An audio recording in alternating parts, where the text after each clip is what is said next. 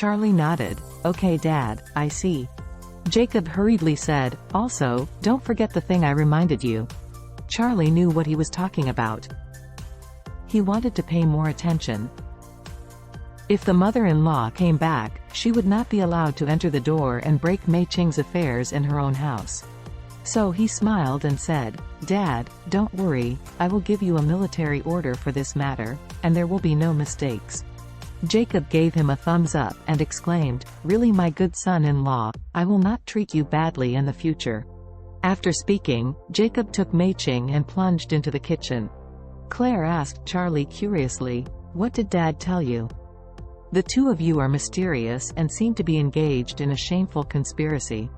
Charlie said, he definitely can't tell her that Dad let him be here to guard? If Mom comes back, he will carry her away.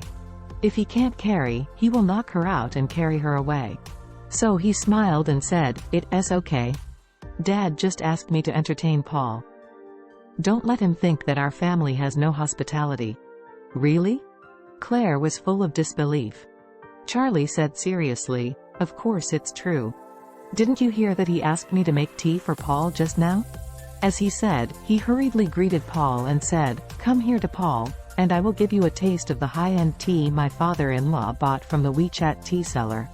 Charlie feels that Paul is an American, even if he is half of Chinese ancestry, he probably doesn't know much about tea when he lives in the United States. Therefore, the ordinary tea that his father-in-law bought by the deceit, should still be able to fool him.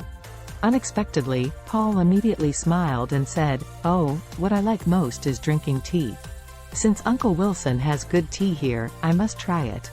Charlie was taken aback for a while, and said with a smile, since you understand tea, then I think you might be disappointed. With that, he took Paul to sit down on the sofa, ready to make tea. Claire didn't really want to chat with her father's first lover's son, so she said to the two of them, you two men talk, I don't like tea too much, and I have a headache. I'll go back to the house and rest for a while, sorry. I'm lost. Paul hurriedly stood up and said politely, okay Miss Wilson, take a rest first. Claire went upstairs, and Charlie said to Paul, sit down, don't stand and talk. After Paul sat down, he looked at the Hainan yellow rosewood sofa sitting under him, and said in surprise, the material of this sofa is really good. At first glance, it is made of sea yellow material, and it is old. As soon as the pulp comes out, the texture of this wood is particularly beautiful, a good thing. Charlie was a bit stunned. He really didn't expect that although Paul was a mixed race, his mother was completely a Chinese. He speaks good Chinese, knows tea, knows wood, and even knows patina. The other half of this guy's American ancestry is not fake, right? And why is his hobby so similar to his old man? Had it not been for his blonde hair and a standard white skin color, he would even doubt if he had been left behind by the old master. So Charlie looked at Paul and asked curiously, Paul, did you often come to China before? Paul shook his head and said with a smile, I just come here on business occasionally, but every time it doesn't take more than a week.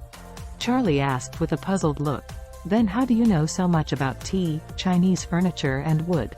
Paul smiled and said, it's mainly because my mother likes these. I only came into contact with these when I was a child.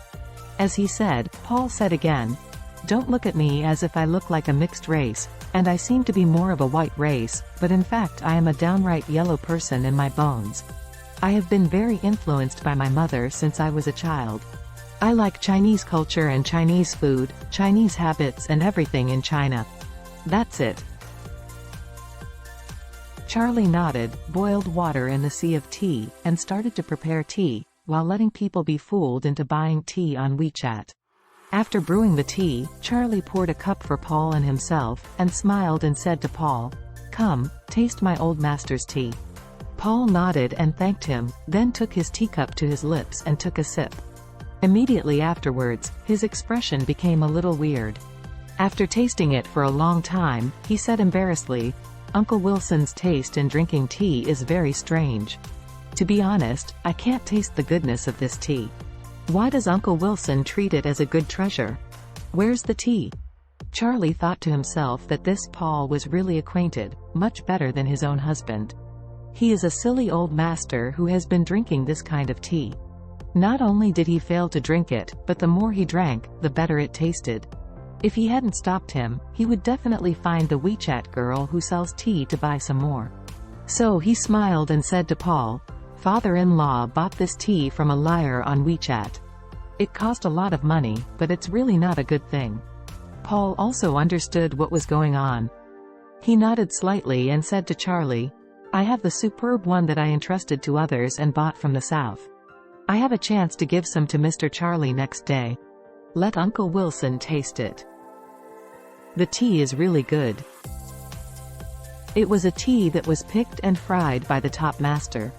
Charlie politely thanked him and said, "Father-in-law doesn't know much about tea, but he just likes it very much. So if you give him good tea, it will be a violent thing. Just keep drinking this tea and entertain yourself." In fact, Charlie's psychological activity is that son-in-law hasn't given him any good tea. Does it seem inappropriate for him, an outsider? Paul didn't realize Charlie's mentality. He thought of what Jacob told him before entering the villa, and looked at Charlie curiously. "Mr. Charlie, I heard Uncle Wilson say that this villa is for others to see. Is it true that I earned it from feng shui?"